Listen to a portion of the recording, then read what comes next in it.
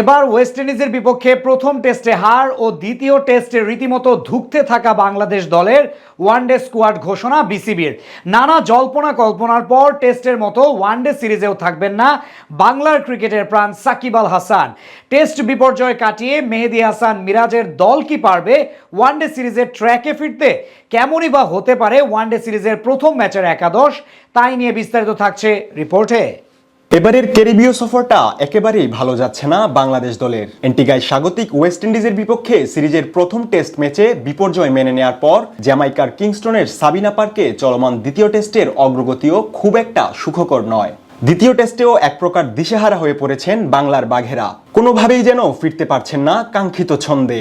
এদিকে ৮ ডিসেম্বর থেকে শুরু হতে যাচ্ছে ওয়েস্ট ইন্ডিজের বিপক্ষে বাংলাদেশ দলের ৩ ম্যাচের ওয়ানডে সিরিজ।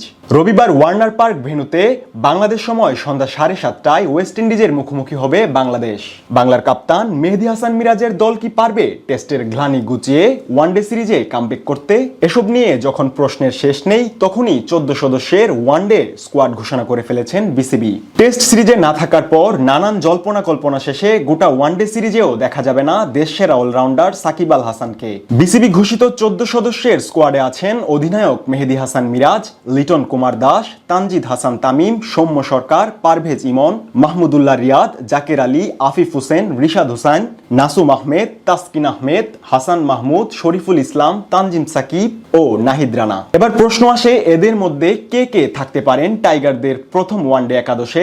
পরিসংখ্যান বলছে টেস্ট সিরিজের প্রথম ম্যাচে বোলিংয়ে অনেকটা এগিয়ে থাকলেও ব্যাটিং বিপর্যয় যেন কাল হয়েছিল বাংলাদেশের জন্য।